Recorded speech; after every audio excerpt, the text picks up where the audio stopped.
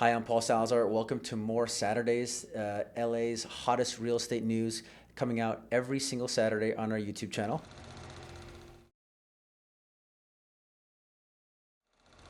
And also welcome to our new YouTube studio. Last week, Christian and I dove into how Q3 was compared to Q3 of last year in the West Side, west of the 405. Those markets include Santa Monica, Brentwood, Venice, and Mar Vista.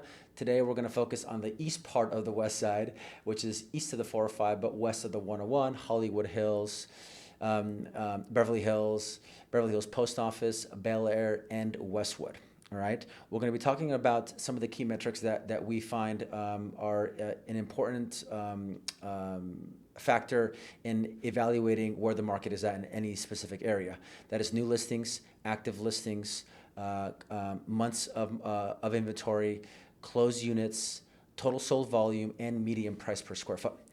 If you are wondering how the market is doing in your specific area, in your specific part of town, so let's just say we will be talking about Beverly Hills, that's talking about the entire city of Beverly Hills, which includes Truesdale, which includes the flats of Beverly Hills, south of Wilshire. So if you're looking for a more niche market update in your specific area, please let us know. We'll be happy to send that to you within 24 hours. That's my promise to you. If you have any questions, leave a comment down below, hit the subscribe button, and let's dive in. All right, so let's look at new listings, and I'm going to go through every single market.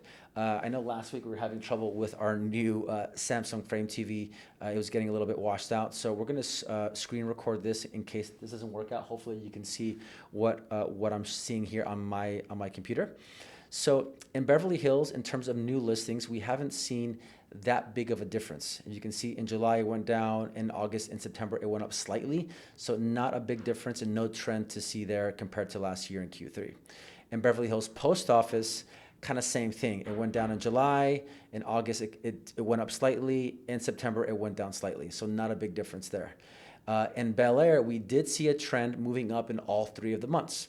So more inventory hitting Bel Air compared to last year. In Westwood Century City, we're seeing only 2 of the 3 months going up, and then obviously, as you can see on my screen, August going down. So not a huge difference in terms of new inventory. In Sunset Strip, Hollywood Hills West, we're seeing almost every single month have a slight increase in new listings. So what does that mean? More supply means usually more competition for sellers and more inventory for buyers, which ultimately means a better market for buyers. Okay, so next we're going to look at active listings. New listings are going to show how many new properties are hitting the market at any given time in that specific month. Active listings are all the active listings, even those that were on the market for a year or 6 months prior to either July, August, or September. So that will be computed in this stat. So if we look at active listings in Beverly Hills, there's no trend here. It's almost the same as last year. In Beverly Hills Post Office, again, a slight increase in July, but August and September almost identical.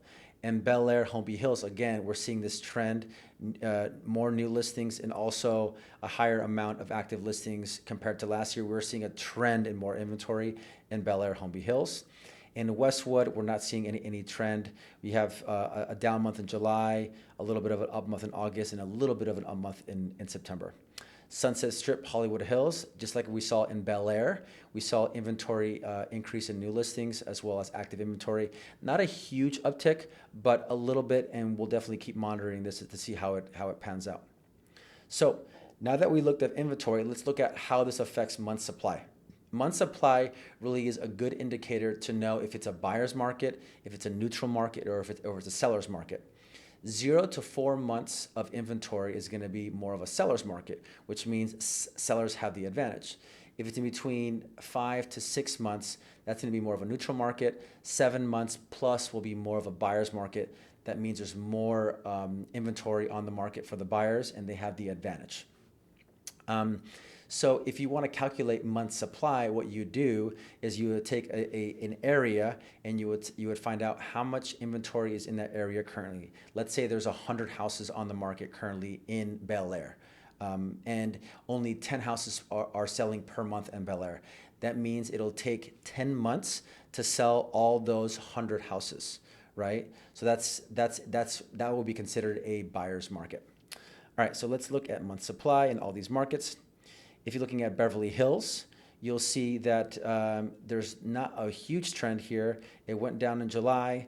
It stayed pretty even in August and also went up a little bit in September. It's showing pretty much a neutral to a buyer's market. So 6 to 7 months neutral to buyer's market in the city of Beverly Hills. Beverly Hills Post Office, you're seeing a trend in July and August, but then a little bit of a dip in September. So no real trend throughout Q3 in Beverly Hills Post Office.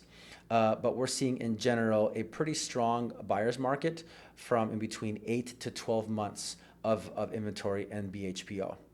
If you're looking at Bel Air, again, this obviously coincides with new listings and inactive listings, or the stats we saw earlier.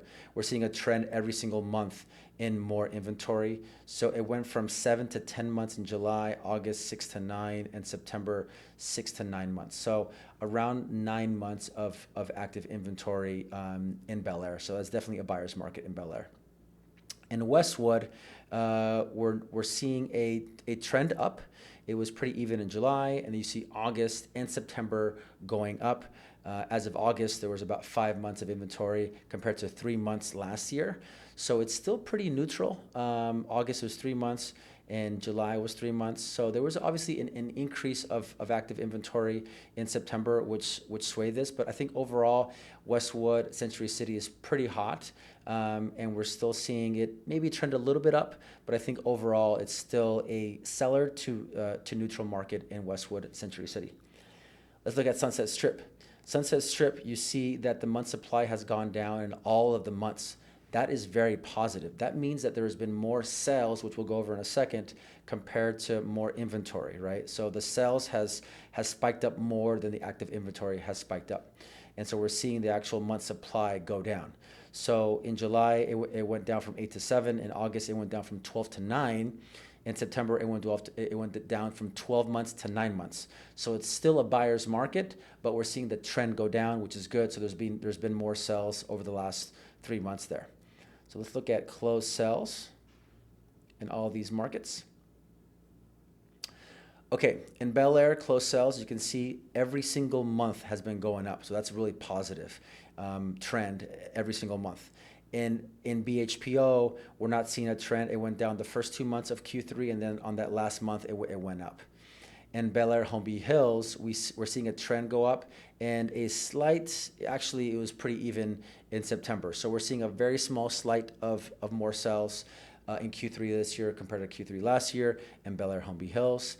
In Westwood, we're definitely seeing a trend going up. It's not a huge trend, but we are seeing a trend as every single month of Q3 has more sales than the month prior. Sunset Strip, Hollywood Hills, again, very, very positive. A lot more sales in Q3 this year than last year.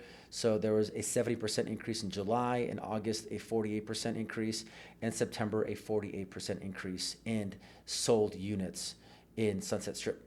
Okay, let's look at total sold volume. This could be swayed by a very big sell in these markets, because all these markets have price points that are 20 million plus. All right. And some of those areas have more of those bigger sales than others, obviously. So let's look at Beverly Hills. We're seeing sold volume go up. Again, if you look at the closed sales, they all went up in Beverly Hills. You can see here it went up a lot. In July, 109% increase. In August, an 88% increase. In September, a very small decrease of 10% in total sold volume. In BHPO, we're not seeing any trend. It went down in July. It stayed even in August. In September, it went up slightly. In Bel Air, it went up July and August. July had a huge month, 139% increase. Again, probably 1 or 2 huge sales in Bel Air. And then again in August. And then in September, it went down dramatically. So no real trend to note there. In Westwood, I think the overall trend is up, although September went down just a little bit. But you're seeing more sales in July and August compared to last year. Sunset Strip is seeing pretty good numbers July and August. A huge jump in July, 59%, August 80%, and September a slight decrease of 17%. Okay, so now that we've covered those, let's look at the median sold price per square foot. This is an important metric to follow. Again, this is going to be the median across the entire area. So if you have a house in Truesdale Estates, you cannot compare that median price per square foot for a house south of Wilshire. Obviously, different price per square foot. But this will give you a general idea of how each area is doing. If we're looking at Beverly Hills, we're not seeing any real trend here. It's almost the same as July of last year. In August, it went up. In September, it went down slightly. In BHPO, again, no real trend here. It went down in July. August went up a little bit. In September, it stayed pretty even. In Bel Air, there's no real trend either. July, it went up a little bit, and then the next 2 months, it went down just a little bit. In Westwood, it stayed pretty even throughout, down, and then up. But they're all pretty much the same. In Sunset Strip Hollywood Hills West, again, pretty much the same, 2 down months and 1 up month, right? And again, we're just comparing 3 months. That will give you a pulse of what the market is doing. But if you want a better trend, you look 6 to 12 months, and that'll give you a better idea of how that trend is looking. We will actually do that 6-month trend comparison at the end of the year. So overall, we're seeing positive things. Obviously, more inventory is going to give buyers more options to buy. So we're seeing more sales in most markets. The month supply in almost every single market except for Westwood is showing a buyer's market or a neutral market. So we'll keep an eye on that. If you have any questions, feel free to leave a comment down below. Hit us up directly. We are happy to answer any questions. Like I said, if you want a more direct market snapshot on your specific area, please let us know. Give us your address. Send us an email. We'll drop our contact information down below. Hope you enjoyed it. Hit the subscribe button, like button, and we'll see you next time. See you later. Bye.